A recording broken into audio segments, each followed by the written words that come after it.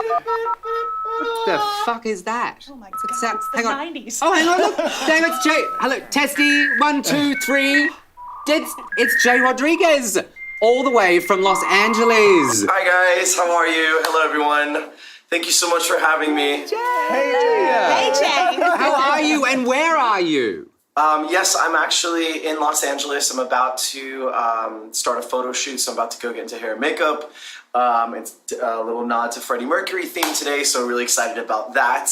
And thank you so much for taking some time to include me on your show, and congratulations. Petal, it's been a while since you've been in the land from down under. You were here to film the Horizon series. What have you been up to since then? First of all, I miss Australia, and thank you for such an incredible time in Sydney when I was there. You guys really looked after me. Here we say take care of, and Australia you guys say looked after. Love that. I'll tell you what, being a part of the Horizon series, I didn't really know it was going to be such a profound moment in my life, but oddly it's one of the major things people recognize me from, and I only did 2 seasons with you guys, but the show's impact is really global in a way that I couldn't believe.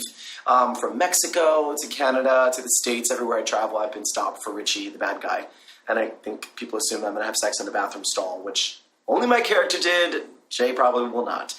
But since doing the Horizon series with you guys, I have done so much television. It's been incredible, including a new series called Wisdom of the Crowd with Jeremy Piven, where I played the chief of staff, which was such a departure for me, to The Magicians, which is a sci-fi series that you can watch on Netflix now, playing a Latin lover. Typecasting. And beyond that, I've really just continued to work as an actor in mainstream shows like The Resident, medical dramas. I also starred in plays. Gary Marshall did a play at his theater that had been done very successfully in New York called Buyer and Seller. And I got to star, I'd be the last person he ever cast before he passed away, sadly, in Buyer and Seller at his theater, which used to be called The Falcon, which is now called the Gary Marshall Theater. It's here in Los Angeles in Burbank. So it's been this incredible journey, and now I actually host a morning show on a brand new LGBTQ radio station that is national here in the States. We couldn't be more excited. It's half talk radio, half music, so there's like 5 talk breaks an hour and the rest is all music, and we keep you informed about everything going on in the world, not just LGBTQ news, although that is specifically our focus, that we have one place to go where we can be entertained and learn about our community. Darling Jay, hello, it's me, the divine Miss Bet.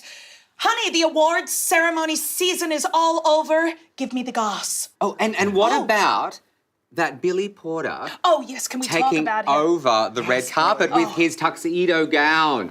Oh, yes, I'm so glad you brought up Billy Porter.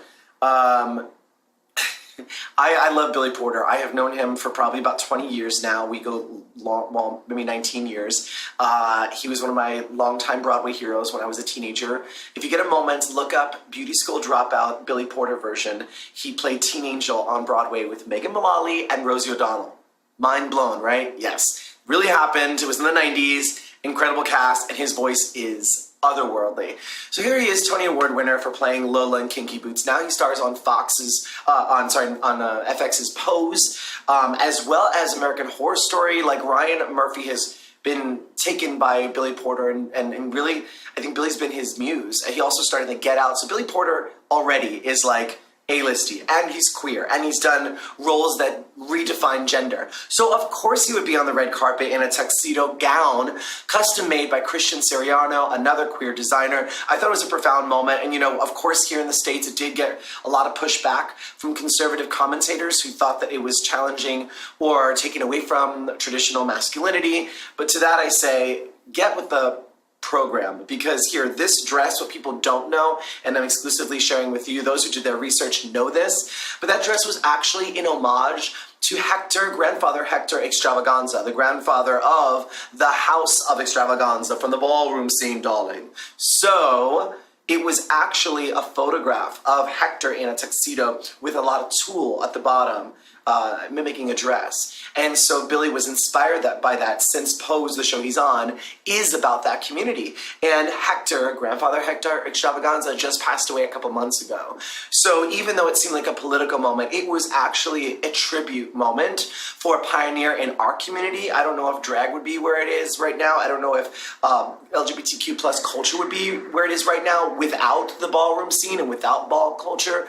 So that fashion moment was not just a political one, but it was certainly a tribute as well.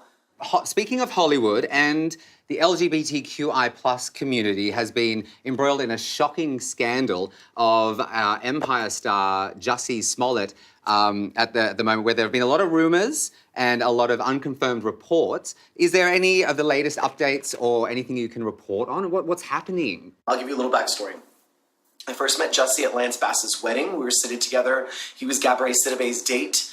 They're besties. I had opportunity to get to know him a little better that night. I think he's an incredible human being. I since followed him, attended many events where he was either honored or speaking at.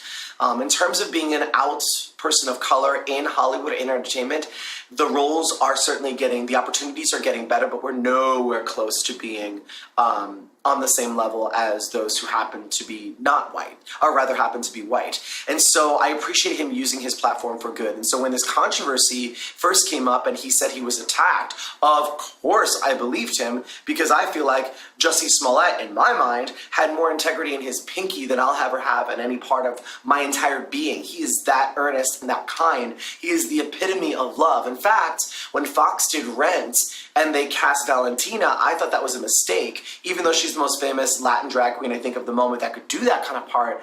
Jussie Smollett, to me, was like the walking epitome of love. Unconditional love, that is. And so when this came out, of course, I sided with Jussie, always side with the victim, believe the victim. And then this reporting started coming out, which kind of threw me off for a little bit. But I want to talk about one thing here. I'd like to talk about the Chicago Police Department's precedent of not doing right by people of color and not doing right by our LGBTQ plus community for years. Their long-standing history of not reporting cases, of not prosecuting cases against our communities, makes me question why the commissioner came out and spoke so aggressively trying to protect the image of Chicago. Also, these brothers just magically decided to confess at the 47th hour. Here in the US, you can only legally hold someone 48 hours before you press charges. These guys are American citizens of Nigerian descent. We don't know if they have family here that's undocumented, and I don't know if you know our present climate here, but people who are undocumented are very nervous of being deported.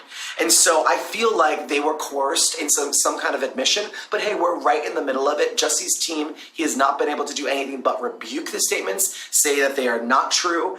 Everyone's still standing behind him that loves him and knows his character. So I would say before we are too quick to judge and just believe the police, let's consider the source who's not protected us, who's not been on our side for years, if not decades. So for me, the Jussie Smollett thing, I'm not going to really weigh in right now. I stand with Jussie because I know his character, and I think it would be very bizarre for a man who comes from a family of activists and is an activist himself to make himself the target to do what? He already makes like $100,000 plus an episode, 18 a year. He is already on public consciousness. I don't think he would have done this to become more gamous. You know what I mean? I know. I really feel. I hope he's okay. So, Jay, we've been talking over here about what we are currently binge watching, and I would love to know what you are currently binge watching right now. Good question. Hey, Laura. So what am I binge watching at the moment? I go through tons of shows. I think Back With Your Ex is an Australian series that's on Netflix. I binged that in 2 minutes because I'm newly single, and I thought maybe, but no. That show taught me do not get back with your ex. But I do fall into the category of someone who binges things. I get too antsy waiting every week for a new episode of something, and I found myself going for shows like Wentworth or things that don't air on proper TV here in the States, but I can watch digitally. If you notice, all the shows I love are Australian. What is up with that? As one of the guys on the first season of Queer Eye, are you now watching the new season? Yeah, Will, actually, that is the most frequent question I get all the time. What do you think of the new Queer Eye? And I'll say this, look, for me, this July will be 16 years from when we started. I was 23 years old, I was a baby. And so for me, I wasn't able to step back and really appreciate the show as a fan because I was a part of it, right? So it wasn't necessarily something that I was able to be objective about. Now I'm able to remove myself and watch it as a fan. When the first show was first announced, I found out before they had a chance to tell me. And so of course I was in my feelings, or butthurt as we say here in the States, because I felt like I'd been part of building this fraternity. We're not financially compensated with residuals or anything like many other famous, huge, iconic television shows, we were paid a very modest fee to participate, and that was it. So any success internationally or any branding with Queer Eye, we don't see any of that money. So people, I think, thought that. They thought that this reboot was something we had a part of creating, but the executive producers and Netflix, I think, made a smart decision by branding these new guys as celebrities on their own merit. Didn't need to ride on our coattails. They honored us at one event. That was it. They were done with us. And to be honest, I kind of think that's the way to go. In terms of watching it now, I love watching it. I feel like, you know, I will always be the guy from Queer Eye. It doesn't matter that there's a new Fab Five. I'm a part of the OG Fab Five, and hey, nothing beats the original, right? But I will say, I love these brothers. We are all one big family. I can't report any catfighting. I wish I could.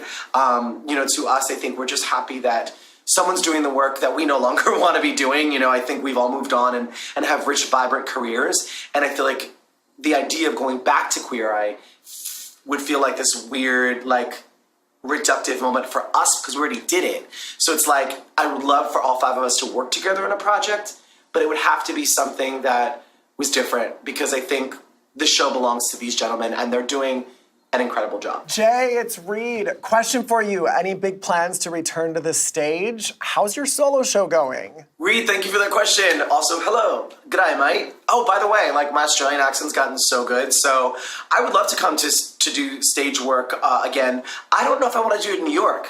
Stay with me on this train of thought. I think I should come down to Australia and maybe do Hamilton there, right? How many Puerto Ricans do you have wandering about in Australia? That would be perfect. I already did Lin-Manuel's role in The Heights, his other show, so maybe I just come down. I tour with a one-man show. Every year I tweak it and retool it to kind of express what is going on in my life at that moment. But I call it the 90-minute rated R Glee version of my life. It's top 40 Broadway music with anecdotal stories that are a little inappropriate and some raunchy, but comedic and heartfelt about my life. And I would love to bring it to Australia. I think it would kill, it would be great. So Cobb Star Productions, the new show is called Straight Outta Queer Eye. Let's make this happen. That's all we have time for. I think we're about to run out of data, so we're going to have to let you go. So goodbye. Thank you so much for joining us. Have some drinks at the Abbey for me. We'll be there very, very soon. Yes, thank you, Wilma. You know what? We'll plan a duet for my one-man show. You'll come on stage. We'll do a bit. I love it. And a little fun fact about Wilma, by the way. I don't know if you guys know this, but Wilma can drink anyone under the table. Oh, by that I mean the more she drinks, the more she's likely to fall under a table. Sorry, girl. I just report it like I see it.